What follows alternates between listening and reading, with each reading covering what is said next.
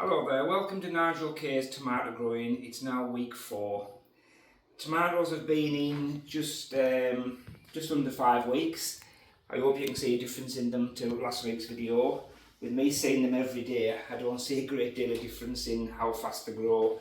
But yeah, I think they're doing well, and I think they're quite a bit bigger than what they were last week. Jobs for the week this week. This week we fed them with liquid seaweed last Sunday. So it's been a week since we've done them. Also through the week as well, we've fed them with the equal parts nitrogen, phosphate and potash fertiliser, like a general purpose 1-1-1 fertiliser. We've fed them once this week with that. And as I said, we fed them once with the seaweed, which was last week. And we've also been giving them water, because it's been a good week this week with the weather. It's been quite warm, so we've also given them water as well as when they're needed. So again, I'm just going to show you again with the seaweed, because I haven't shown you this feed with the seaweed that I use. I use the Grow Lot liquid seaweed, and it's very, very economical to use. It's very strong, it's a 50% extract, and we actually put 5 mils in per 5 litres of water. So this is a 10 litre can, so we've actually used 10 mils here. So as you can see, we water it on, and your seaweed should be a nice dark brown colour. If it's nice and dark and brown like that, you know it's a good quality seaweed. If it's very pale when you're watering like that, it means your seaweed you've got is not very good, and there's probably a high percentage of water in it. So we water on like that. As I say, this is the reason why when we done the tomatoes, we didn't fill the compost right to the top. It's a good 3 inches off the top of the pot. That way it allows plenty of water and feed to get in there without running across it, without running over the top of the pot. So we water it and feed the liquid seaweed. The reason why we use seaweed, a lot of people will be saying, well, why don't you just feed with seaweed and nothing else? Mainly seaweed is packed full of vitamins and minerals, and it's also a high factor in magnesium and also calcium.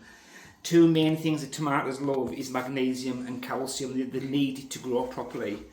Now, the reason why we don't use seaweed for all the time, and we only use it once a week, is seaweed is very low on NPK, nitrogen, phosphate and potash. So we've got to subsidise a feeding programme with a higher nitrogen, phosphate and potash fertiliser. But we'll discuss that as the weeks go by, as we make another video. So as I say, we're watering on like this, making them a good drink of the seaweed. Another job we're going to do, we need to start doing now, as I say, the trusses are well flowered. There's plenty of flowers on the trusses now. As I say, the flowers have started to open, and each one of these are going to give us hopefully a tomato. But these flowers need to be pollinated. The tomatoes just don't appear by magic. We've basically got to pollinate the flowers, and as the flowers get pollinated, that produces the tomato as the flower dies away. Now the natural process would be that bees and insects would pollinate these flowers, but naturally, as I say, in a greenhouse there's a lack of bees and insects to do the job for us, so we've got to manually do this. And the reason I do it is, if I get hold of the cane with one hand at the top, the other hand halfway down, and I tap like that. I tap for 6 or 7 times on each particular one. What I'm doing here is I'm shaking the plant and I'm shaking the truss. So the flowers are shaking on the truss, and hopefully by doing this I'm dispersing the pollen. So as the pollen is dispersed right round this area of the greenhouse, I'm hoping the pollen particles cross over and go on to the next plants and do pollination for us. So as I say, just keep tapping and tapping. I do this every day at this stage, twice a day, probably morning and night. And what I'm doing is I'm dispersing the pollen manually, so hopefully, as I say, the tomato flowers will become pollinated and produce a tomato on each one. Other jobs for this week as well, we need to carry on doing. We need to carry on removing the side shoots. As I say, keep removing the robbers and the side shoots. That's a daily occurrence. You think you've got them all, and then a couple of days after you come and they appear like magic this time of year. So keep removing all those.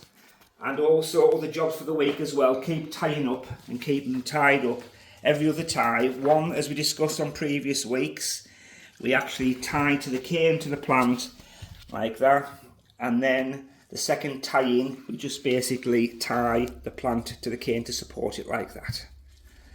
So they're jobs for this week to do, and hopefully if you tune in again next week, we'll discuss and see how they look again next week, and hopefully look a bit bigger, a bit healthier, and hopefully we should have some little tiny tomatoes on to show you. Thanks very much. Bye bye.